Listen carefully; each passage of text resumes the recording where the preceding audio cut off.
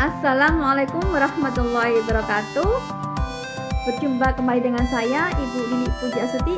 Kali ini dalam pelajaran prakarya dan kewirausahaan kelas 11 semester 1 pada KD 3.1 tentang perencanaan usaha kerajinan dari limbah bangun datar.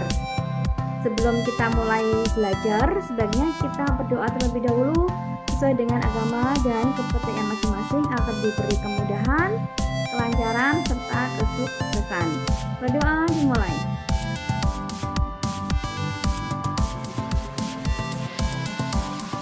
Selesai. Bagaimana kabarnya? Semoga semuanya tetap sehat, selalu rajin ibadah, dan tetap semangat belajar. Berbicara tentang usaha kerajinan dari limbah bangun datar, apakah ada bayangan seperti apa sih bentuknya? Sebelum kita belajar tentang kerajinannya, kita baca dulu apa saja sih limbah bangun datar. Mungkin di pikiran kalian sudah ada apa ya bangun datar itu? Itu bangun datar adalah bangun yang ada ukurannya panjang dan lebar seperti itu. Nah, sekarang limbahnya seperti apa? Bisa berupa kain pecah, bisa berupa tas kresek, bisa berupa daun pisang, bisa berupa daunnya jagung, pelepah pisang, kulit jagung, dan banyak macam. Apakah itu bisa digunakan sebagai usaha kerajinan? Bisa. Dan kenapa sih kok kita disuruh belajar untuk membuat kerajinan dari limbah bangun datar? Ternyata ketika ditelusuri ada 3 hal yang mendukung kenapa di Indonesia perlu belajar untuk mengolah kerajinan dari limbah bangun datar. Apa saja itu? Coba ditelaah, dipelajari. Kita orang Indonesia. Bagaimana sih kondisi orang Indonesia? Oke, yang pertama ternyata Indonesia merupakan penduduk terbanyak keempat di dunia. Bayangkan, terbanyak. Wow, gitu ya. Banyak penduduknya. Sehingga dengan banyak penduduk apa akibatnya? Coba dibayangkan begini. Satu orang penduduk bisa menghasilkan berapa limbah? Katakanlah limbahnya 5. 1 orang, 2 orang, 10, 3 orang, 15. Ya kalau hanya 3, 4, 5 dan seterusnya. Semakin banyak penduduknya, maka limbah yang dihasilkan bagaimana? Tentunya semakin banyak. Itulah yang mendasari yang kedua. Indonesia itu merupakan penyokong limbah terbesar. Bayangkan, terbesar. Karena penduduknya terbanyak terkeempat, sehingga limbah yang dihasilkan pun akhirnya terbesar. Nah, kalau seperti itu banyak limbahnya, apa yang harus dilakukan? Inilah yang menjadi dasar sehingga kita harus belajar ide peluang usaha dari kerajinan limbah bangun datar. Yang ketiga adalah mengurangi pencemaran lingkungan. Karena ingat, semakin banyak limbah maka pencemarannya semakin meningkat. Bisa dipahami? Tadi ada berapa? 3 hal yang mendasari ide dan peluang usaha kerajinan dari limbah bangun datar. Coba diingat, yang pertama, Indonesia merupakan penduduk terbanyak keempat. Yang kedua, Indonesia penyokong limbah terbesar. Yang ketiga, mengurangi pencemaran lingkungan. Oke. Untuk mengurangi pencemaran lingkungan, apa yang harus kita lakukan? Nah, ini yang perlu dipelajari. Untuk mengurangi pencemaran itu, saat ini yang lagi trending itu adalah dengan melakukan 3R. Bukan 3M ya. Kalau 3M itu kan untuk yang, maaf, sekarang kan kita memang lagi dalam kondisi yang pandemi. Tetap kalian harus patuhi itu, harus patuhi prokes ya. Kalau kemana-mana silakan pakai masker. Cukup dengan kita pakai masker, nah lagi berarti ada limbah, maka perlu adanya pengolahan. Jadi apa? Ada 3R. Mungkin ada yang tahu 3R itu apa saja? Oke. Ya, yang pertama ada reduce, yang kedua reuse, yang ketiga recycle. Kita bahas satu persatu. Apa sih itu reduce, reuse, reuse, dan recycle. Mungkin ada yang pernah baca-baca, pernah mendengar, atau pernah melihat reduce. Reduce adalah mengurangi. Artinya apa? Kita berupaya untuk mengurangi penggunaan barang yang sekiranya bisa diganti dengan yang lain. Sekarang begini, contoh ketika kita belanja di Alfamart, itu kan sekarang itu ketika kita belanja di sana, kita pakai tas kresek itu berbayar.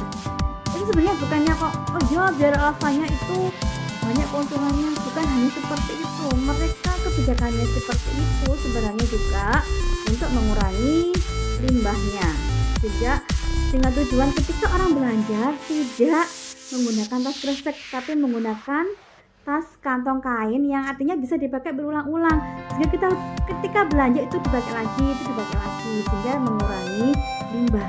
Seperti itu namanya yang reduce. Sehingga ketika belanja disarankan memakai tas kantong kain. Yang kedua, reuse. Apa itu reuse? Reuse adalah menggunakan kembali. Artinya apa kalau menggunakan kembali? Kalau bisa barang yang masih bisa digunakan lagi. Dan kalau lagi nih, apalagi yang cewek-cewek suka shopping gitu ya, ketika akan belanja misalkan pakaian, kalau ada yang baru, barang yang lama itu dikeluarkan. Kalau maksudnya dibuang, bukan dibuang. Nah, barang yang tidak kalian pakai itu bisa kalian donasikan, kalian sumbangkan ke misal ke korban bencana alam, ataupun bisa diberikan ke temannya yang mau pakai, asalkan barangnya masih layak pakai. Itu namanya reuse. Kita gunakan lagi, jadi tidak menumpuk di rumah. Yang terakhir adalah recycle. Apa itu recycle? Mendaur ulang. Jadi barang yang sudah dipakai jangan dibuang, kalau bisa didaur ulang, digunakan untuk produk yang baru. Nah, ini perlunya dalam pelajaran PKBU di semester ini kita mendaur ulang barang yang tidak terpakai, limbah yang dari bangun data tadi. Misal dari kan pecah, bisa digunakan untuk apa? Bisa dibuat taplak, bisa dibuat keset, bisa dibuat tas, dan macam-macam. Seperti itu yang recycle. Bisa dipahami? Selamatnya nanti ketika kita belajar yang ide dan peluang usaha dari limbah bangun datar, nantinya kita bisa membuat produk dari limbah tersebut. Jadi ya bisa berupa taplak, bisa berupa keset, bisa berupa hiasan dinding, dan lain-lain. Jadi kita lanjut. Yang berikutnya tentang analisis peluang usaha. Analisis tentang peluang usaha, ada beberapa alasan mengapa bahan baku limbah itu sangat tinggi. Artinya bahannya itu tinggi, banyak jumlahnya. Yang pertama, murah. Kan tadi kan sudah limbah, jadi terbuang. Daripada dibuang kan bisa dibeli dengan harga yang murah. Yang kedua, mudah didapat. Ini karena di Indonesia penduduknya banyak sehingga limbah yang dihasilkan juga banyak. Yang ketiga, tidak butuh keahlian khusus untuk memulai usaha. Artinya kalau dia sudah punya keterampilan kan bisa dikembangkan, atau juga bisa mengajak temannya yang bisa untuk membuat produk tersebut.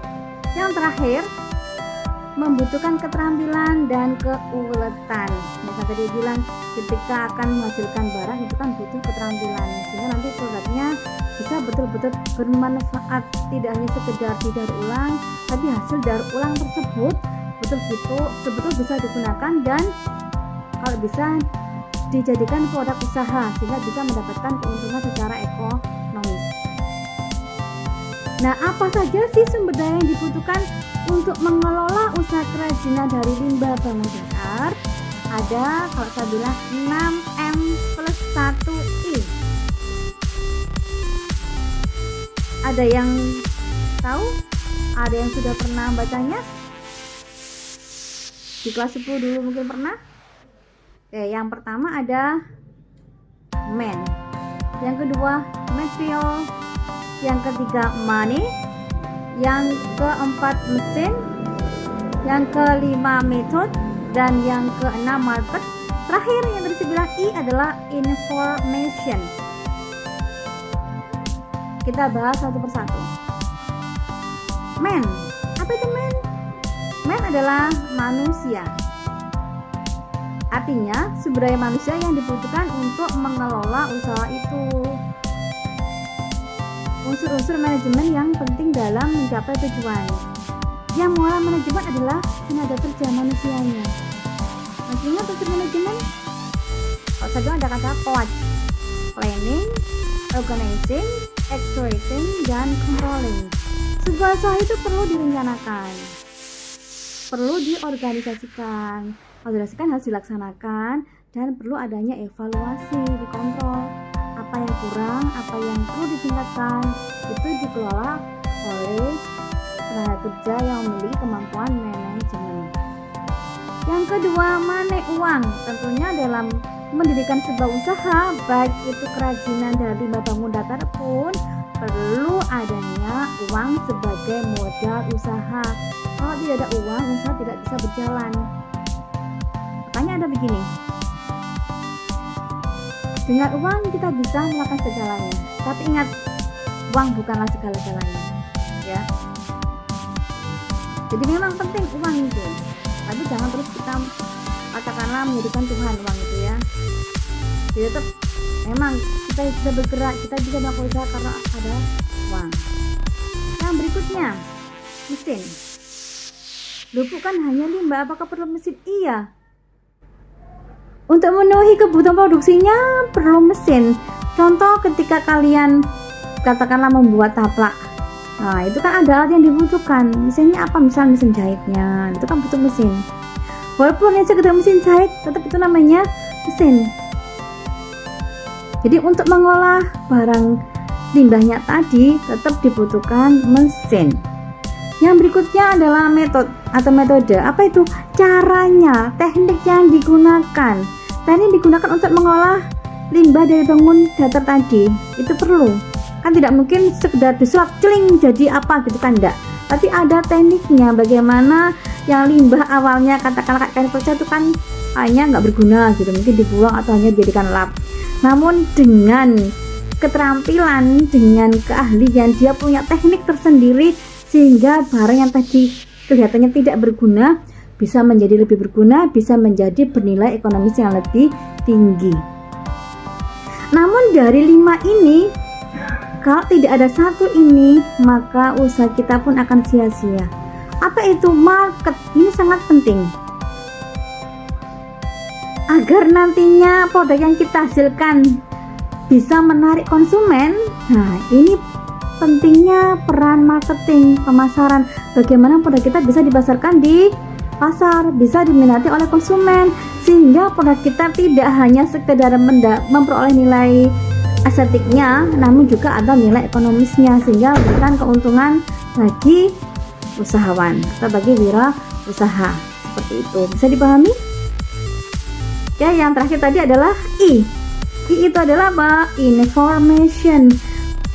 Information itu adalah pemberian informasi. Ingat tadi, kalau kita sudah bisa menghasilkan suatu produk namun tidak ada publikasi, tidak ada informasi ke masyarakat bahwa kita ada produk baru, apakah mereka mengetahui produk kita? Apakah produk kita bisa diminati? Tentunya tidak. Makanya perlu adanya informasi. Sangat penting, apalagi sekarang dengan kemajuan teknologi, informasi bisa lebih mudah digunakan, lebih mudah dilakukan lewat media sosial. Itu kan sangat mudah dan sangat hemat, biayanya sangat kecil, ya. Kita bisa menyebarkan informasi lewat grup WA, bisa lewat Facebook, bisa lewat Twitter, bisa lewat TikTok, ya, banyak macam. Sekarang lebih mudah untuk melakukan publikasi atau memberikan informasi. Bisa dipahami? Itulah tadi beberapa hal yang kita pelajari hari ini. Semoga bisa bermanfaat. Jangan lupa jaga iman dan imun agar kita selalu aman. Salam sehat dan santun. Wassalamualaikum warahmatullahi wabarakatuh.